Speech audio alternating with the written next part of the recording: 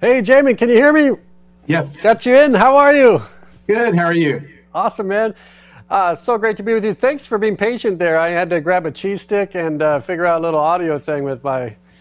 I've been staring at these lights all day long, so I appreciate you hanging in there for me. This is going to be great. The way that you show up usually for our guests is they're always leaving with massive notes and some impact. But today is exciting because I want to talk about how you're winning with culture, but also while shifting to this sort of remote operation thing. So should we begin there? Yeah, absolutely. And hello from sunny Florida today, man. I'm calling you from Florida. Awesome. Wonderful. Yeah. So let's talk about, what you went through in terms of that shift and how you're thinking about the business now. Yeah, so it was a very uncertain time for our team. We decided to close our offices, and we have kind of started, we started last year, right when we closed our offices, to start communicating with our teams weekly. Of course, we use Teams. We had already rolled out the Teams platform. But we set up a weekly huddle with all of our teams. And let me step back and tell you, I've worked for the same family for 20 years. It's a family-owned company. I first started working with 3 brothers, and now I'm working with their kids. This family is very persistent and consistent in one thing.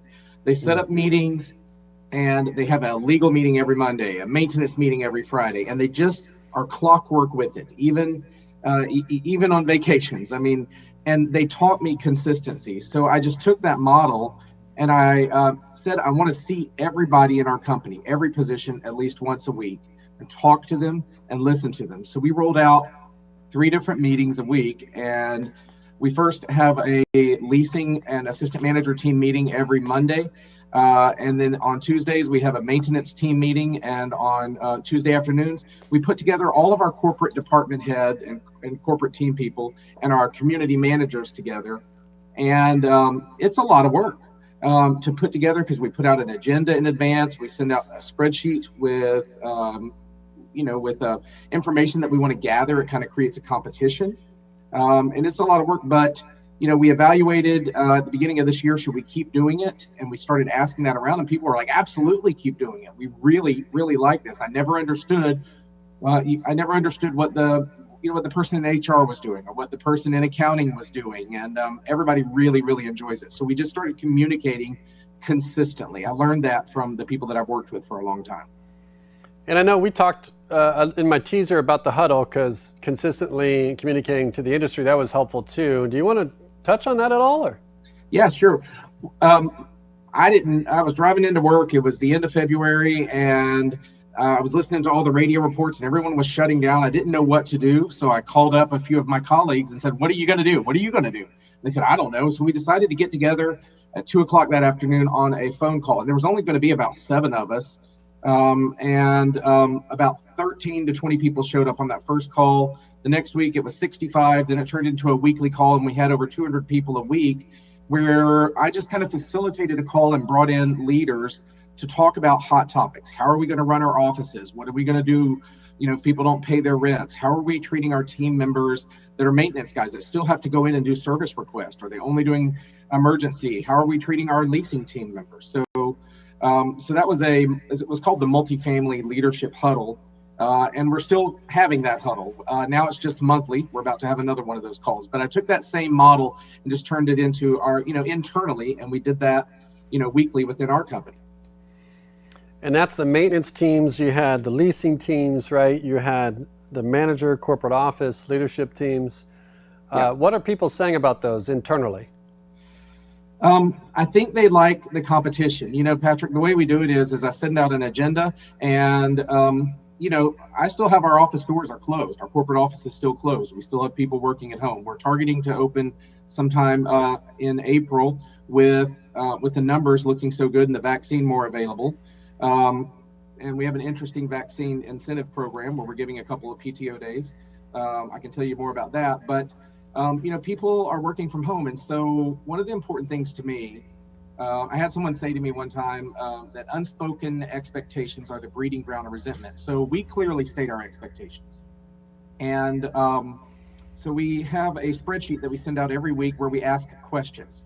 And on the maintenance team, we ask them, how many open work orders do you have? How many apartments that are not ready do you have? Are you all set up on your PPE? Are you using your PPE? Are you sanitizing? And then every week on the leasing meetings, we ask them, hey, what's your occupancy? You'd be surprised how many leasing people don't know that. They just come in and do their jobs. So they're working from home, and we ask them, how many renewals do you have coming up, and how many have already renewed, and what's going on with your property's income? So they had to go find the answers to these questions. And then we would ask one person each week to report these numbers, and it created a little bit of a competition and everybody's understanding. And really what it was, they're the KPIs. On our property manager and corporate call, we did the same thing. How's your occupancy? How's your income? What are the renewals? The corporate office people had no idea how dependent it and how important it is to really follow up on renewals, leasing activities. Then we asked, what are some goals you can accomplish during this time? And we followed up with those goals. But it created an environment every week where everyone got to report, understand how's the company doing. It's interesting because you brought up a good point. Most employees are, they have their one flow of income. And so the conversation with their boss, the leader, is very important. I mean, people want to win, right? I mean, they want to do well and look good in terms of how they are appeared to be in terms of their own individual success and contribution. And, what you did there as a leader, I like that because, if you're asking people to do things, follow up on things that take them off those KPIs, then they're going to want to focus on that because they're going to sense that that's what you're interested in. And as an outcome, you get their focus on all these important topics. Yeah, and Patrick, more than just the weekly call accountability, we set up, like everybody uses a different form software. We use one called Wufoo, but you can do it through Google or through Microsoft. We set up kind of an old school thing that I used to have when I started in leasing that we used to fax in called a daily activity report for our on-site teams. And it just basically asked questions. How many people were in your CRM queue at the beginning of the day? Did you do your work order callbacks? Did you do renewal follow-up? And it just set the expectations daily. It was an easy form. We put fun questions in there. How are you feeling today? We gave them like 5 choices with little emojis and things. What's your favorite restaurant? And it was really, really important to them, and we did it for every position in our company, to know what did we expect daily. And it was their way of reporting and saying, yeah, I did my work for the day, because I didn't want to run an organization where we're micromanaging every minute of every day. It's not what we wanted. I just wanted to say, these are the goals. We're going to gather once a week, and if you'll just turn in this daily report that takes about 3 or 4 minutes a day at the end of the day, report what you did for the day.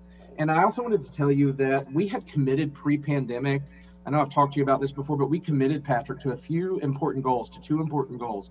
We committed to creating a women's leadership group within our company inside of TMG, and a DE&I initiative.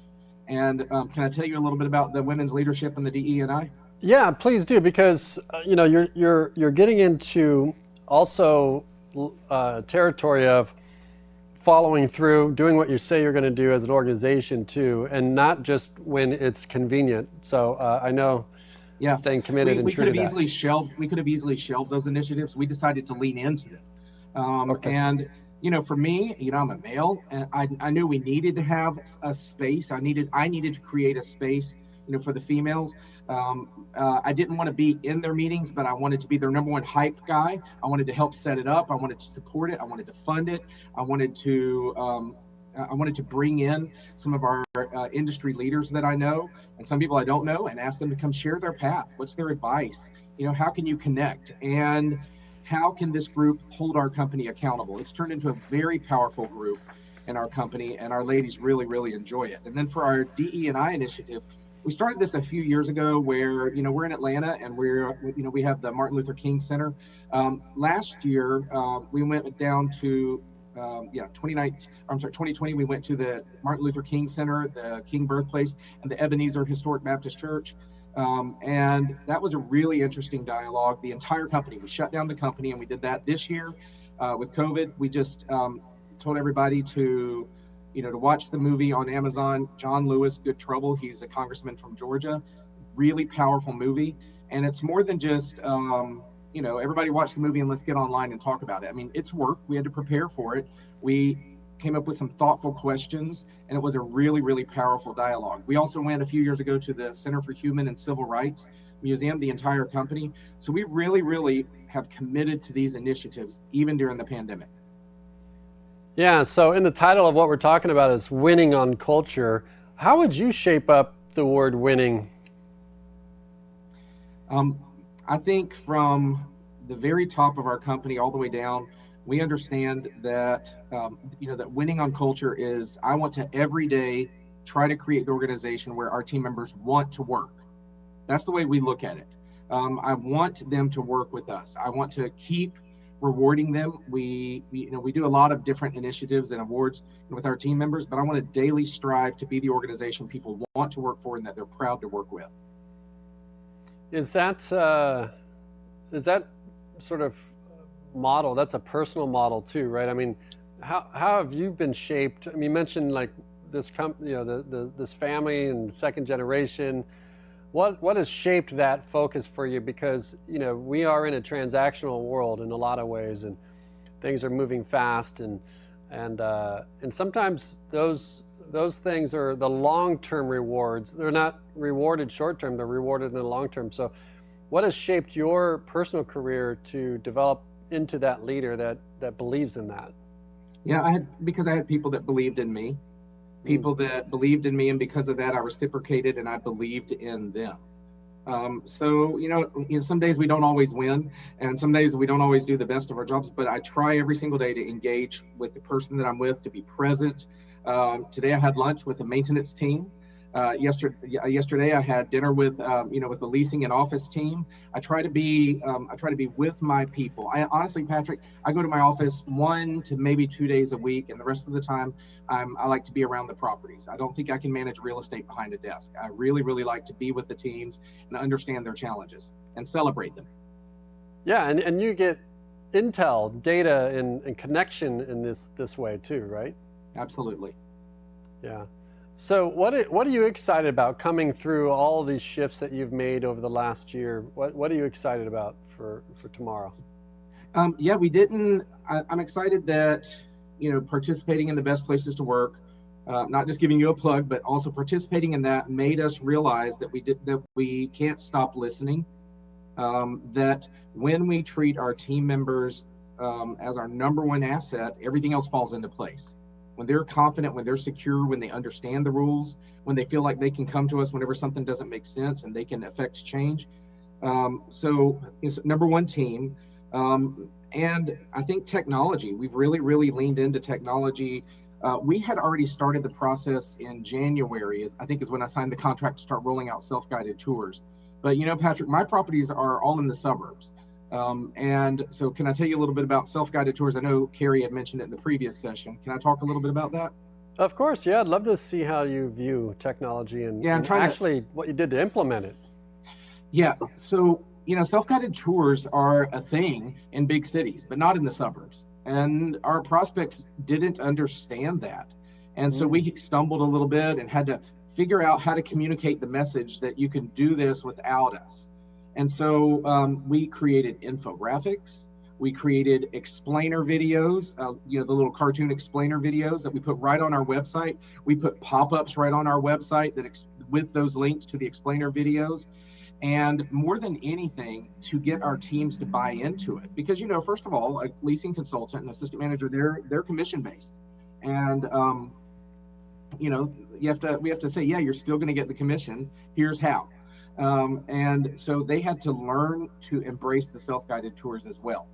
And so we made them go do a self-guided tour, go through the whole process, video it, show us how it's done, give us some feedback and input. And that's how we rolled it out. And that's how we've been leasing for about, I guess, 11 and a half months now. That's the only way that we're leasing apartments right now. Our doors are closed. I'm really excited about self-guided tours. There was a period in September when the numbers were going down dramatically. And so we said, hey, they're going down enough. we're following the guidelines. They went down 14 days in a row, opened the offices again. So we opened the offices for just 2 or 3 weeks until the numbers started going back up again. And to our surprise, people were scheduling the self-guided tours in the middle of the workday. I mean, like we would go to the model and people were in there and they had scheduled a self-guided tour. They just didn't want to see us. And it kind of reminds me of when I go rent a car at an airport. You know, given the chance, I always like to go to Hertz because I don't have to engage with anybody. I can just go pop my license in the machine and my credit card and go pick a car out of this row and drive out. And so I think it's definitely here to stay. Yeah, those of you just joining us, I'm spending time here with Jamin Harkness. He's the Executive Vice President of the Management Group and also 3-time #1 ranking best places to work, which is, I mean, it's one thing to make the list, it's another thing to stay on it, and that's pretty incredible. And if you want to catch him on the cover of this magazine, you can do that as well. Hey, wait, I'm going to try to strike that pose. Yeah, right. exactly. So talk to me, you mentioned about the leasing agent and the obvious question, and maybe if it's being presented to executive leaders or not, which is, am I going to get commissioned on this? How's this going to change? How will this change the way that I'm rewarded in the competition of things, all of that? How are you working through that? You mentioned communication, and maybe you can or cannot talk about it, but how do you structure all of that? Yeah, so, all the way down to the property operations level, the way that we always, and I believe that most every management company handles commissions, is the first person that tours is the first person that gets that commission. And so, commissions, it sounds like a small topic, but it's really important for buy-in if you want to start the self-guided tours. So the way we use it is we say that you need to make a video with your cell phone, a pre-video and a post-video. And just, 10 seconds of video, upload it to the internet and send it out. We think that we learned that our Office 365 system can handle 10, 15 seconds, and just say, hey, Patrick, I know you're coming tomorrow for the self-guided tours. Don't forget, you're going to get a text with the information and the codes to get in. Can't wait to see you. We're going to see you tomorrow, Patrick, at 2:30. Okay, don't forget. See you tomorrow at 2:30, Patrick. And then afterwards to send you, if you get an email that says special video for Patrick, or Patrick, I made a video for you, you're going to open that up. And so we make our people do that, and then they go document it in our system that they did that, so we can always double check it. That's the way of claiming a self-guided tour. As soon as they see one, come online and schedule. It's almost like a race to go claim it. That's my person. I love it. And you didn't have to buy anything. It was just use the system already in place. Yeah, pretty cool. And we did that with a lot of things. We really used tools that were already in place. Like there was always a spot on our website to add photos to the vacant apartments, but we never did it. And so we really started doing that. We started having one person come in on Mondays and go take 5 pictures of every vacant apartment, and then we upload it so that when you're looking online, you're not only looking at model photos or professional photos, you're looking at the view from apartment 105. And we did the same thing with our CRM system. Every company has a version of a CRM system. We really explored all the tools, all the triggers, what makes sense, what doesn't make sense, what's overly burdensome, and we really focused on what we could do with our CRM system that was already there, and it helped us work remotely. We had made the decision when we started the company about 5 years back to every computer that we buy is a laptop.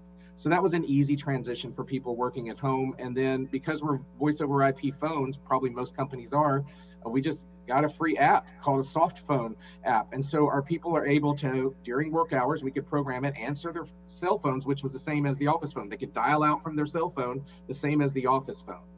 And so, I think investing in the laptops, having a system, where they can fill out what they did every single day, having the phones set up, that helped us do it. And, when we returned back to work, Patrick, we're very adamant that because our customer service has gone up so much with work order callbacks and extra attention on renewals, I think we're gonna have one person working from home every single day. We're gonna rotate that person around because that person has no distractions. They can engage digitally with chat, with following up on the CRM. Wow.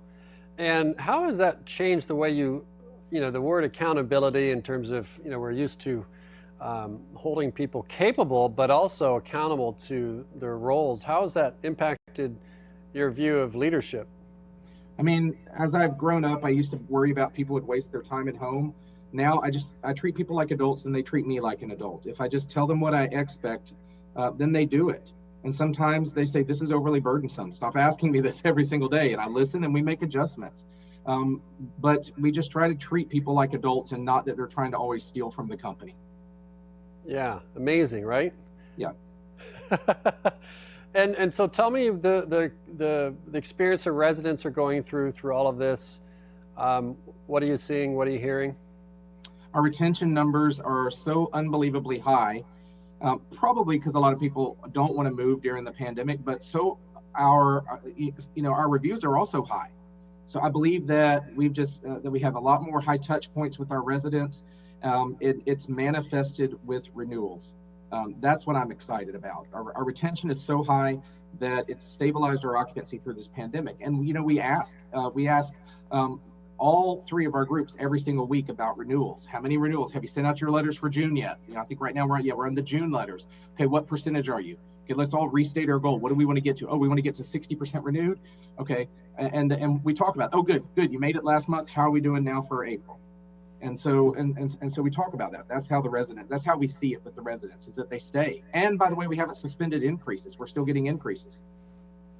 And do you tie, and I'm asking you something about residents and that experience, you tie that back to your culture of success? I mean, we're talking about winning here. I mean, winning for the customer and then ultimately winning for the employee and then serving the employer that they're working for. Do you tie all those pieces together? Yeah, absolutely. Yeah, absolutely. And they're rewarded, obviously, with commissions. We really try hard to take care of our team members. Can I tell you a little bit about how we spoil our team members and onboard them and all? Yeah, let's hear it. Yeah, so during the pandemic, we, for our maintenance team, because they were still there, we didn't stop doing work orders. We didn't go to only emergency. We just said, look, you got to wear your PPE. Tell me if you're having a problem sourcing it. Sometimes they did, and we all got together and figured out how to get gloves to this property or masks to this property. But every single week, we provided lunch to our maintenance team members because they were there working extra hard without the support of the office. Every single month, we gave every single team member, every maintenance team member, a $500 bonus on our team. We're still doing that until the offices open up again. We sent Uber Eats gift cards to all of our team members, office, corporate, everyone. We sent warm cookies to everybody's home. We're a big t-shirt company. I need to send you a few of our t-shirts. We like really nice, soft t-shirts, fun t-shirts. We send out probably 7 or 8 t-shirts a year to every team member. This also in January, we sent out sweatshirts and sweatpants, TMG sweatshirts and work from home is what we called it. And then, we did not suspend. So we do a lot of fun stuff like that. But we also do a monthly employee gift program. And I know when I said that a couple of years ago at your program, I got a lot of people ribbing me about that. And I just said, look, it cost me about $45, $50 per employee per year. And it takes about 1 hour a year in January to plan all of this. So sometimes they get a nice water bottle. Sometimes they get a little pocket knife. But they just know every single month that they get something from our company, that says we care about you and we know how hard you work. So thank you. Yeah, the t-shirt seems like, who doesn't like a t-shirt? Yeah. In fact, and they're fun designs. They don't just have advertisement on it. They're fun designs. Do you shoot it out of the gun and do all that, or you just mail it? Not during the pandemic. We just mail it. Exactly. Yeah, it's always so awesome spending the time with you. What are some things that you think operators are missing? We've talked about a lot of positive things here, and there's no doubt there's evidence of how you're building and taking care of and creating a healthy organization. But what do you think operators, and it's probably hard to see from maybe your vantage point inside other organizations, but what is the lessons learned and what maybe operators are missing in getting all these things right? Yeah, I think that our team members, that they don't expect our prescience. They don't expect us to know the future, but they expect us to be present. And they expect us to be in their face. And, they're scared. They don't know what's coming the next day. And if I can tell them every single week, look, the properties are hitting their goals. We are okay. You're going to be okay. We're learning to work differently. I know it's hard, but you know how to reach us. And so we try to be present. Sometimes we don't always have the answers. I don't know. I didn't know what to tell them during the pandemic, but I can listen to them. I can say, tell me more about that. and I can always be there. And I just want to be one of the most consistent things in my team members, experience. I want to be consistently for them so that they can, feel confident in their company, work hard, and then go home and be with their family. Yeah, and I like the idea from your earlier comment about unspoken expectations. Yeah, unspoken expectations are the breeding ground of resentment. Yeah, and when you think about an employer or employee putting yourself in their mindset is, and I can't remember, it might have been at another interview I've done, but the employer is the most trusted source of truthful information. I heard that, and it's, there's a lot of gravity that comes with that in terms of, being intentional about our communication, and then also expectations, as you've noted. We also really try hard to, I know our time's coming to an end, but we try really hard to start the employee's first day off right.